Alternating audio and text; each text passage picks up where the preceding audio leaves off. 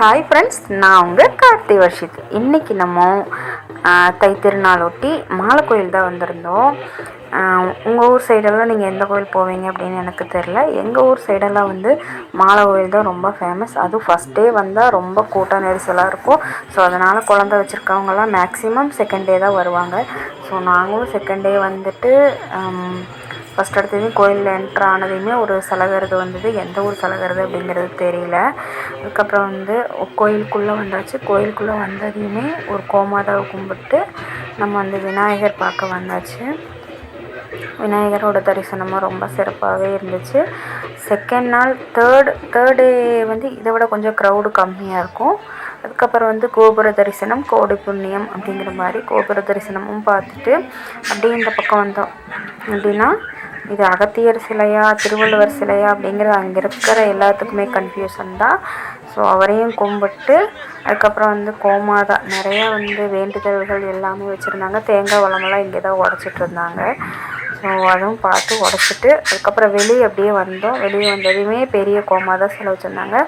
அவங்களையும் போய் நல்லா தொட்டு கும்பிட்டுட்டு அவங்களோட வரமும் எல்லாம் வாங்கிட்டு அப்படியே வெளியே வந்துட்டு அப்படியே வெளியே என்ட்ராயிட்டு வந்துட்டு இருந்தோம். ஸோ சித்தி சித்தப்பா தம்பி 3 பேருமே வந்துட்டாங்க.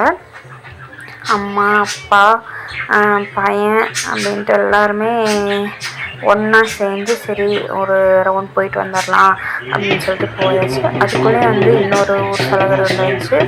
அந்த பையன் கூப்பிட்றாங்க, நீ வாட்டுக்கு போகாத வந்து வேகமா.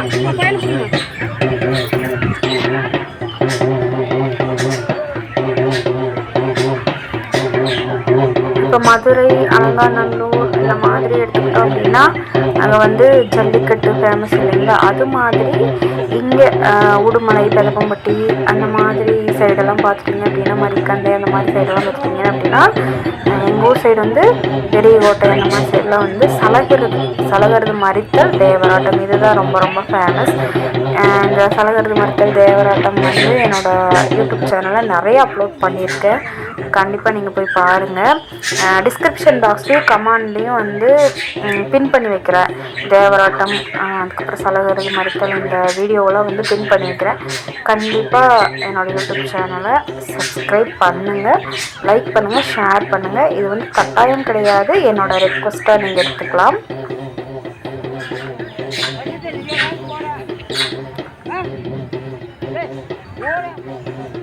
ஸோ இந்த சலகருது கூப்பிட்ற தம்பியோ அண்ணனோ யாராச்சும் என்னோடய வீடியோ பார்த்தீங்க அப்படின்னா நீங்கள் எந்த ஊர் அப்படின்னு சொல்லி கமெண்ட் பாக்ஸில் கமெண்ட் பண்ணுங்கள், கண்டிப்பாக மறக்காமல்.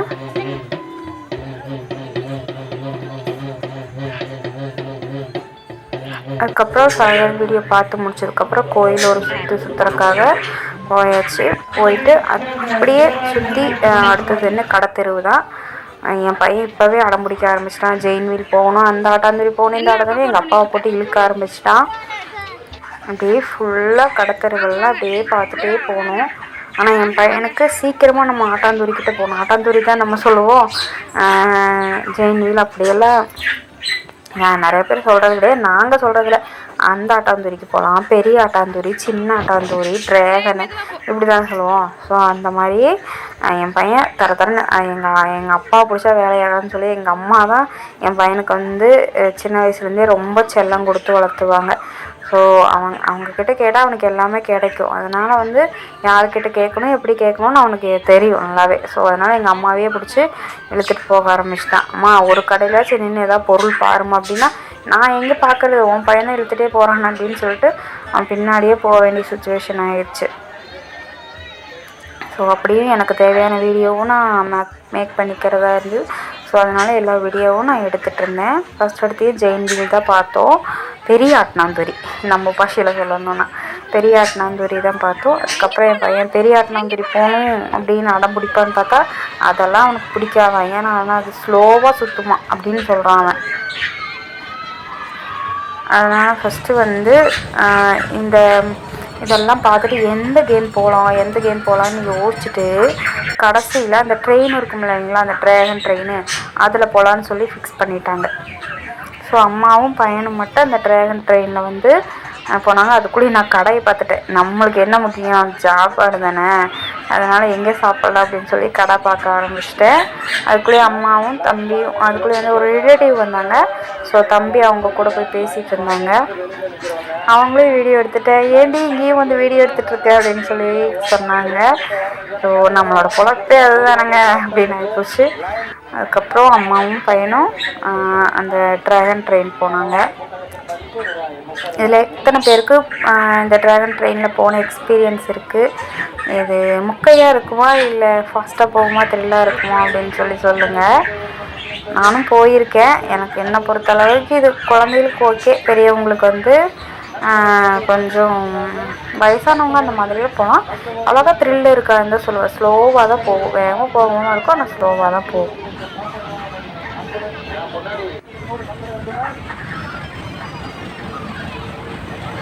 அவங்க விளையாடுற கொஞ்சம் வீடியோ எடுத்துகிட்டு அப்படியே கேமராவை திருப்பிடுங்க. பழைய ஞாபகமெல்லாம் வந்துடுச்சுங்க. அதான் நம்ம சின்ன பிள்ளையாக இருக்கும்போது இந்த காரில் இந்த குட்டி ஆட்டினாந்திரியில் உட்கார வச்சு ஆட்டுவாங்கள்ல, அந்த ஞாபகம் வந்துச்சு.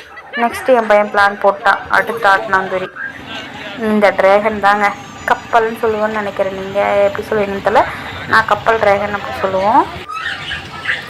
இதுக்கு என் தம்பி, அம்மா, பையன் 3 பேரும் போயாச்சுங்க. இதோட சார்ஜஸ் பார்த்தீங்க அப்படின்னா 100 rupees. அங்கேயே போட்டிருந்தாங்க ஜிபே நாட் அலவுட் அப்படின்னு சொல்லிட்டு போட்டாங்க. ஸோ எல்லாமே கேஷ் தான்.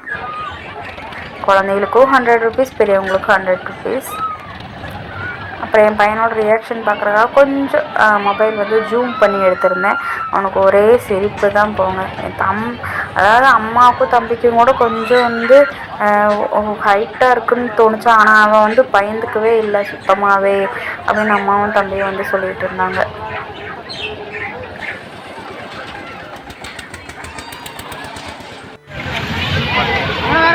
நெக்ஸ்ட்டு வந்து அடுத்து என்ன ஆட்டினா சொல்லி போகலான்னு சொல்லி பிளான் பண்ணிவிட்டு, வாடா எங்களுக்கு பசிக்குதுன்னு சொல்லி என் பையனை கூட்டிகிட்டு வந்துட்டோம். ஸோ எல்லோரும் வந்து காளான், பேல்பூரி, அதுக்கப்புறம் காலிஃப்ளவர் சில்லி எல்லாம் ஆர்டர் பண்ணி சாப்பிட்டு, அப்பா ஐஸ்கிரீம் சாப்பிட்ருந்தாரு. அவரும் சாப்பிட்டு சரி உங்களுக்கும் காட்டணும் இல்லையா, அப்படின்னா தானே உங்களுக்கு டெம்ட் ஆகும் சாப்பிட்ணுன்னு தோணும் அப்படின்னு சொல்லிட்டு உங்களுக்கும் அப்படியே காட்டிட்டேன். அதுக்கப்புறம் அந்த ட்ரெயின் அது ஃபுல்லாக வந்து அப்படியே வேடிக்கை பார்த்துட்டு வந்தாச்சு. இந்த ஆட்னாந்துரியெல்லாம் போயிருக்கோம், வந்து மறுபடியும் போக முடிய சுச்சுவேஷன் கிடைக்காது. ஸோ அந்த மருதாணியெல்லாம் பார்க்கும்போது சின்ன வயசு ஞாபகம் வந்துச்சு. அந்த அச்செல்லாம் இப்போ வந்து ஒரு கைக்கே 50 ரூபா வாங்குறாங்கங்க.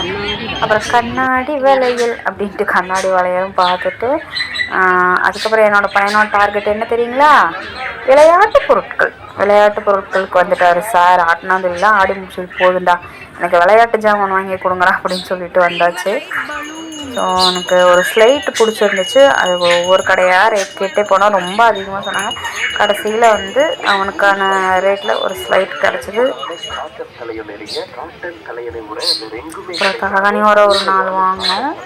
வாங்கிட்டு அப்படியே போயிட்டே இருந்தோம். எந்த கடையிலடா அந்த ஸ்லைட் கிடைக்கும் அப்படின்னு சொல்லிட்டு எங்கள் அம்மா இழுத்துட்டே போயிட்டே இருந்தான்.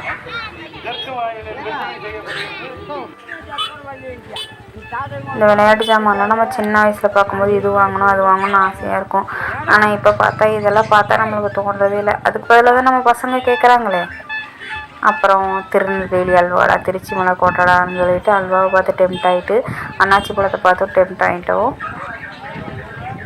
ஸோ அப்புறம் தோடு, பின்னு, ஃப்ளவர் பாட்டு எல்லாம் வச்சுருந்தாங்க. ரொம்ப அழகழகாக இருந்துச்சு. இதுதான் நம்ம ஸ்லைட்டு 2-in-1ங்க.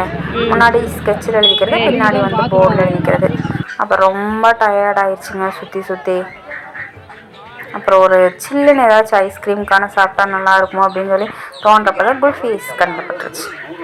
ஸோ அப்பாட்ட சொல்லி, அப்பா குல்ஃபீஸ் வாங்கி கொடுங்க எல்லாத்துக்கும் அப்படின்னு சொல்லிட்டு அப்பாட்ட கேட்டதையும் அப்பா எல்லாருக்கும் குல்ஃபீஸ் வாங்கி கொடுத்தாங்க. வெயிலுக்கு ரொம்ப நல்லா இருந்துச்சு சாப்பிட்றதுக்கு.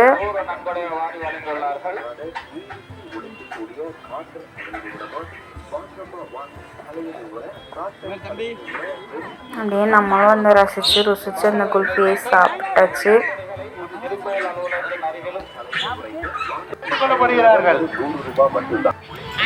அப்புறம் அண்ணாச்சி பழம் அண்ணாச்சி பழமும் வாங்கியாச்சு. அப்புறம் இந்த வீட்டில் மாட்டுவாங்க இல்லையா குருவி மாதிரி, அந்த பொருளெல்லாம் வாங்கிட்டு அப்புறம் வந்து ரிட்டன் வீட்டுக்கு வரக்கு கிளம்பியாச்சு. என்னதான் மேரேஜ் ஆனாலும் மேரேஜ்க்கு அப்புறம் நம்ம பேரண்ட்ஸ் கூட நம்ம எங்கேயாச்சும் போயிட்டு வர பையன் ரொம்ப அழகானது. ஸோ தேங்க்யூ, பாய்.